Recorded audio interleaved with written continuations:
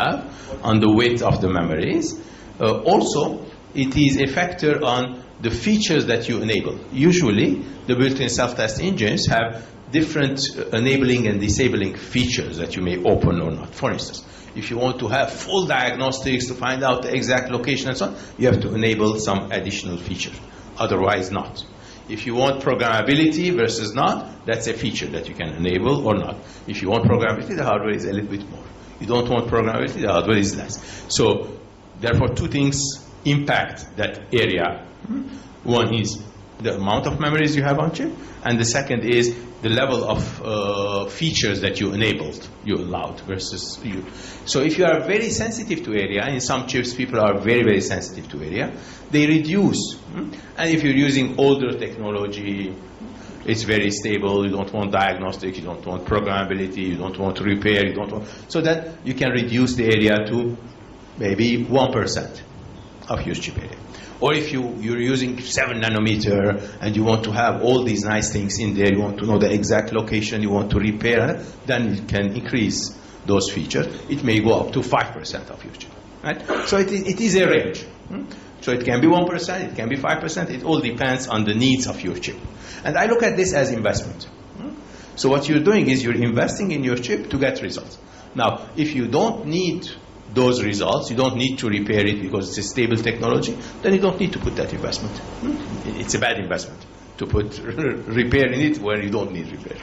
Or you don't need diagnostics because it's a mature technology. Then if I'm putting additional circuits for diagnostics, it's a wasted investment. But if it's something that is needed, then it's a good investment because you're investing and you're getting more return from there. Yes? Okay. What are the most common manufacturing failures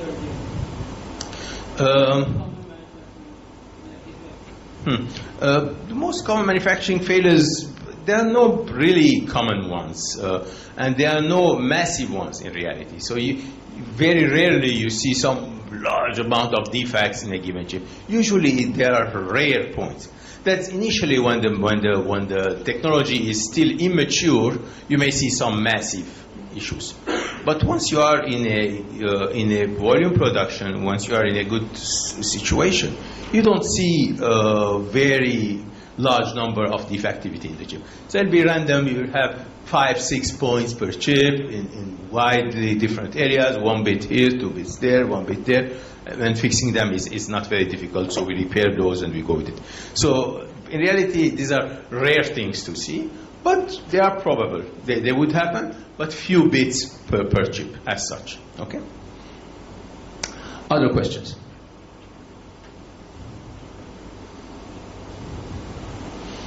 Okay.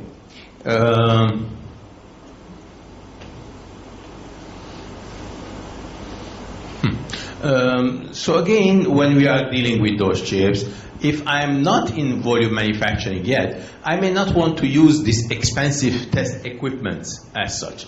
Rather, I can use some basic stuff. I can use my regular PC. I can connect my USB port of the PC to the JTAG, to the test access port of the chip.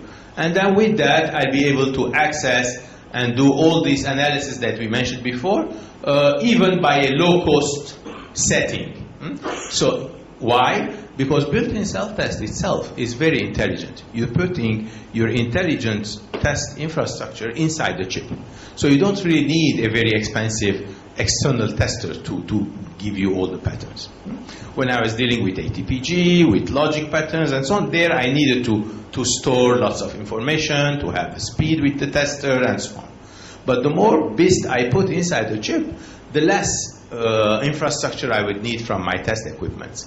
Therefore, especially with these kinds of memories that have their built-in self-test with it, then your tester can be very low cost with a nice software that understands what you have invested on chip. You can run with very low cost equipment, but the intelligence, therefore, is on one hand in the chip itself, the BIST that I built in the chip, and the software that I put in my PC. So a PC and intelligence chip are enough. You don't need high-end equipment to do the job. Okay? Also, we mentioned the localization aspect of it. So showing the location of the defect is important. So here also we see that on the GDS even we can do the correlation by finding what has happened and correlating it to GDS. You will know where in the memory that failure is happening. Which means if I am forced to do physical failure analysis, I know exactly where to go and do it, because it's an expensive thing to do. I cannot search the whole chip. I need to know the exact coordinates of where I have to do my search, where do I have to delayer it, do the physical failure analysis to find out what's in there. And that can be done by understanding the location and correlating it with the GDS of the chip. Then I know exactly where to dig and find out further information for that. So for that, digging and finding things, the BIST infrastructure allows us to find a number of things free, meaning free in the sense that if I enable those features without doing any external interference, the software that's sitting outside will be able to tell me, first of all, will tell me which memory is bad. I have these 25,000 memories inside my chip. It will tell me which one of those 25,000 memories is the bad one. Okay, that's one level of diagnostics to find out at least the memory instance which is right. Next, that same logic or the same software tool outside will tell me what is the address that is bad, okay? Which address that has happened. So inside that memory, now I have the logical address of the failure that I can also obtain from my tool.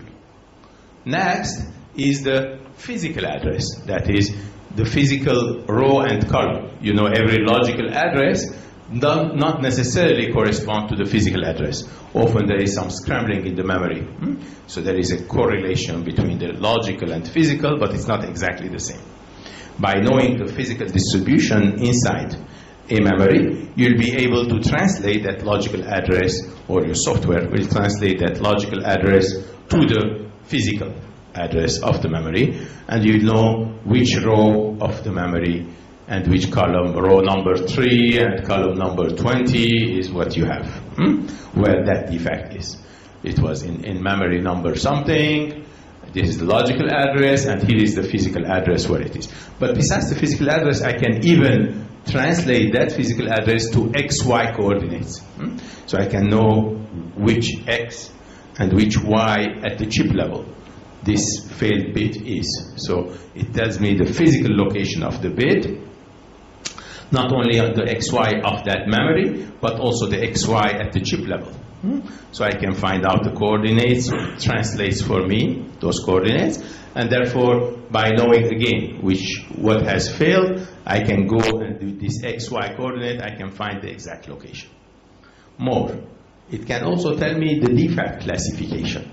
So it tells me if it was a single bit, it was 2 bits next to each other, the entire column is bad, the entire row is bad, and so on. So by collecting a number of locations physically, I can do the correlation between them and say, oh, these locations happen to be sitting on the same column. So probably the column is the bad one. So these are not single bit failures, but rather the column itself is failing. And that helps me understand why, the reason, the root cause, and so on.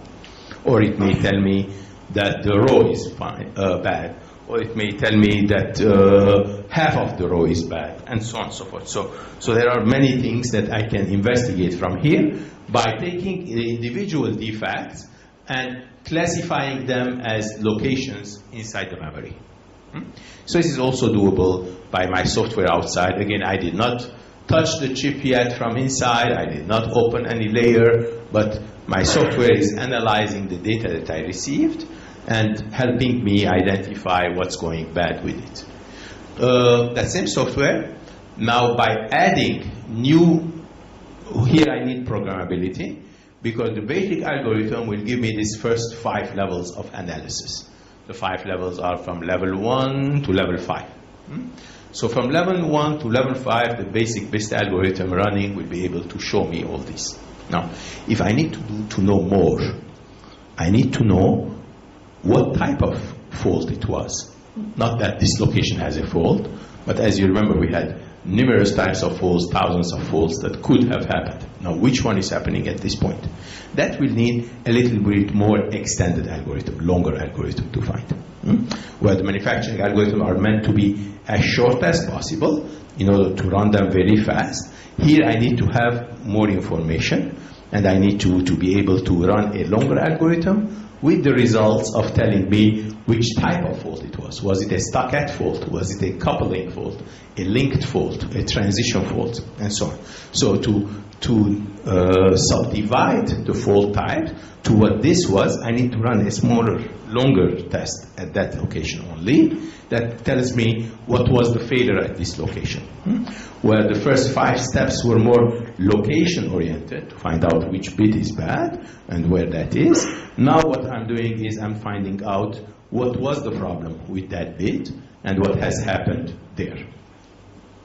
Finally, I can do localization as well to find out if one bit is impacting another. So in my cell array, I will find out if there is a correlation between the bits. If there is one bit which is aggressor that is influencing another bit which is a victim, right?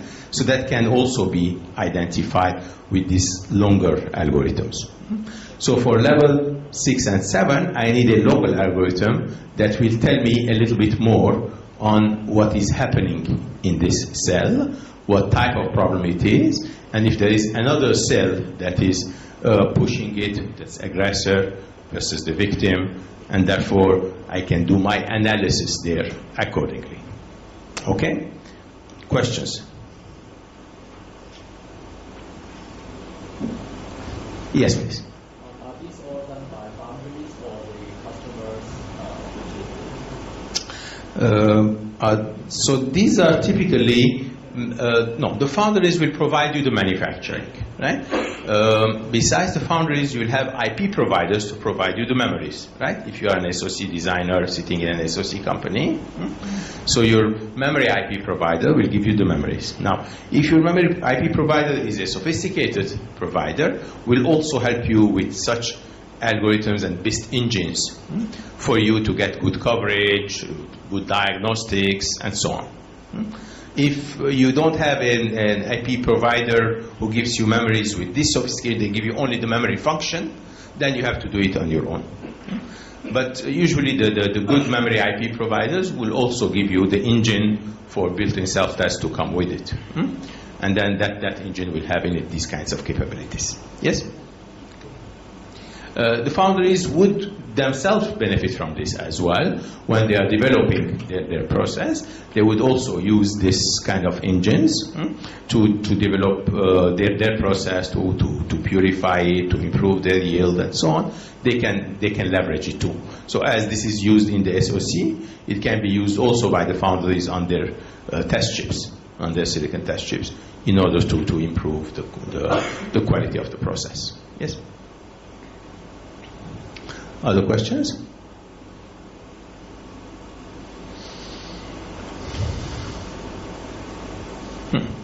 Okay. Now we'll go to yield acceleration a little bit. So with the yield side of it, we looked at the yield from few corners so far. We looked at the yield from a learning perspective. That is, I can go into my yield learning and characterization, understanding my silicon. I can do better silicon debug, as we saw in the previous slide, those 7 levels of digging into my chip, into my memory instances, simplify my silicon debug, and by learning from that silicon debug, I can go and improve the yield, the manufacturing yield further. What we'll do next is we'll look at yield improvement from repair point of view. So I can again improve the yield, meaning the ratio of good chips versus the total set of chips. I can do that by doing better repair. So we talked a little bit about the repair. We'll see a little bit more about it. Also, we can do volume manufacturing much better, again by understanding the defectivity types and so on. So this will help us with the yield learning aspect first. So yield learning does not depend only on the test data, but also depends on what I am doing with my flow and what I am building here, from bitmaps to coordinates and so on, that I get from my tester. And I add to that a value by looking at a large number of those. So if I'm looking at one memory at a time only, I'm looking at one defect only, one defect location, one defect classification, one defect type, and so on. But if I take all these defects, I turn them into statistics, okay? Then I can look at the statistical value. If I look at not one chip, I look at wafers, many lots, and so on, then you can see which one is being more popular, which type of defect is statistically more happening. Therefore, I need to worry about it. So the statistical calculation of what is failing more, and therefore going and addressing those issues that are happening often versus ones which are very rare to happen. Also, I can do visualization by having many of those chips or wafers. I can look if there is something that is specific to my wafer that's happening. If some corner of the wafer, in every wafer, has more failures than the rest of it. If some part of the chip is having more failures in multiple chips versus not. So that visualization will help me see if there are any patterns that are repeated. And therefore we can solve it. So far we're looking at one memory and digging into a single memory, a single location, the types of faults at that location. This is very good for zooming into one issue and finding out the sources. But besides that, looking at the larger volume of chips help us to understand if there are patterns that are being repeated, and those patterns can be solved as well. So to look at these patterns, we look at statistical data, we look at the visualization, visually the wafer and where they are, and the correlation, meaning I look at certain things that are related to each other or not, so that may give me also a clue of what is happening. If certain few things are happening, always these three things are happening the same in multiple chips, then I would say that these steps are correlated with each other, and therefore I built a solution according to that pattern of correlation. So therefore dealing with a larger number of chips, and this is done in volume manufacturing. This I cannot do it in early silicon debug, because there I have only a few chips in hand. Statistically, it doesn't make too much sense. If I have 100 chips only, I'm doing silicon debug on them, I will not be able to find serious patterns from 100 chips. But if I have thousands and thousands of chips in manufacturing, or millions in manufacturing, and collecting statistics and analyzing those, that will help me find out patterns when there is statistically valid set of data with me. Okay? And with that, I can make things much better and much shorter. In fact, my time to find out problems, whether in the silicon bring up area, this bring up period, which is immediately after the first silicon, instead of taking longer time, I can shrink it to a shorter window. And in volume production, also, instead of spending lots of time on understanding statistics, I can do it much faster if I am on the green curve. So if I am on the blue curve, I'm going with this row. If I am on the green curve, things are faster because I invested in my built-in self-test engine, the good algorithms, the good solution, the software, and so on. Therefore, I can do this thing much faster than doing it in the old-fashioned way with the blue curve. Okay? Questions?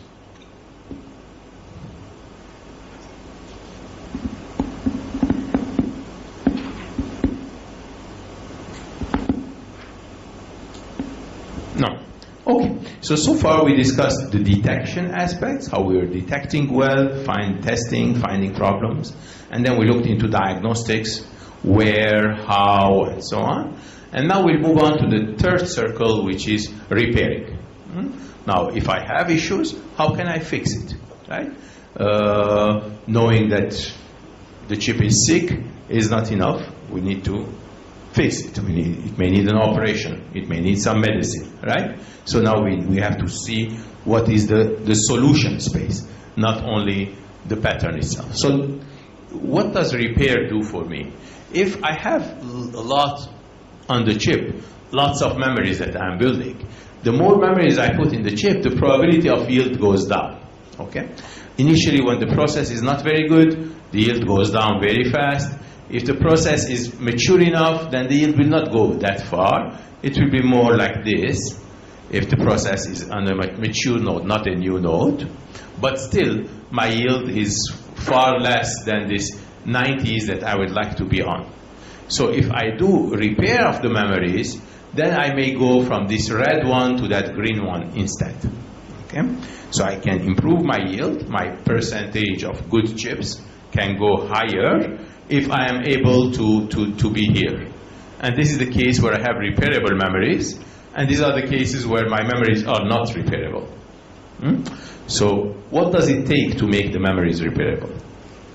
Any idea? What do I need to do to be able to repair my memories? To be on that green curve, not the ones below, on the top one.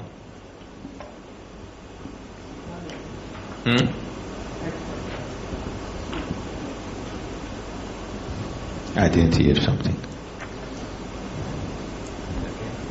Add some extra bits. Add some extra bits, yes. Add some extra bits to the memory to be able to have some spare elements, so that when I have defective bits, I can replace them with the spare bits. So the spare bits will help me, definitely. Is that sufficient to have spare bits? It's not, because who will do that switching from the bad bits to the good bits? So you need some infrastructure as well to do the swapping, correct?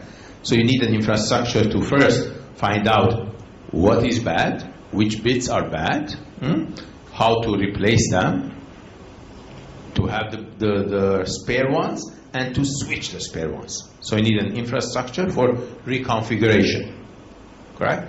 So the spare is important, but not sufficient. So besides the spare, we need the possibility of reconfiguring my memory in order to switch in the healthy ones and switch off the non-healthy bits.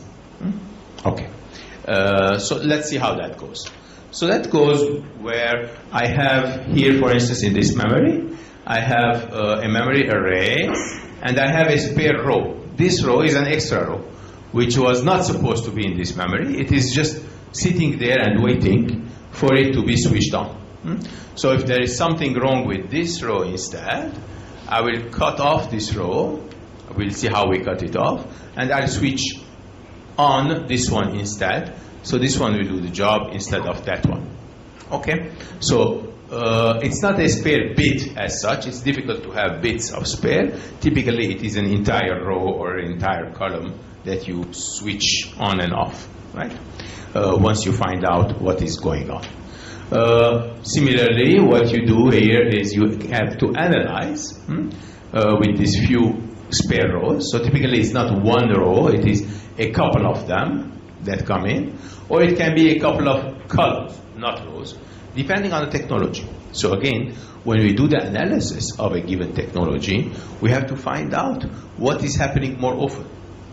What kind of bits are failing, how is their neighborhood, and is spare row better than spare column, or the opposite, or maybe I need spare rows and spare columns. It depends which repairs. And there are lots of studies along these lines, and depends on which memories we look at, how do we fix it, what kind of spare is needed, and then how can we reconfigure it once the spare is there. So for a general memory as such, the memory may have multiple banks, and I can have extra columns, extra rows. It can be extra per bank, so like this bank will have this, that bank will have this, or I can have a big chunk, not for per bank, but I can use it for this bank and that bank as well. So some are shared between banks, others are dedicated per bank of bit cells that are in my memory. Now, when I'm having my task, I have the option to generate memories with redundancy, with extra bit cells, or without redundancy. So this one is not a repairable memory. These are repairable memories, which means this engine will know if there are some memories with redundancy and there are some memories without spare, without redundancy. Therefore, this is not repairable, and these are repairable. So for a given chip, not all the memories need to be repairable. So if I look at my memories, if I have 25,000 memories inside my chip, if I turn all of them into repairable, it may be an overkill, more than necessary. There is a level which is the optimal level. How many of them and which ones need to have repairability, which ones do not need to be, and there's an optimal point to do that. And these are good calculations, good yield calculations, show us what is the optimal set of memories, and there are some tools that do that already, that show us which memories require, which memories do not require redundancy. And accordingly, you can come up with the best. In this case, for instance, this group of memories have 2 of them with redundancy and 1 of them without redundancy. Okay? And this engine is the one that will decide, that will analyze and will decide how to repair it and reconfigure it. And then there is this green box here. It's a non-volatile memory, which will remember how to configure it. So the configuration typically is done by multiplexing. The spare elements versus the original elements will be multiplexed. So you'll be multiplexing in your row or extra column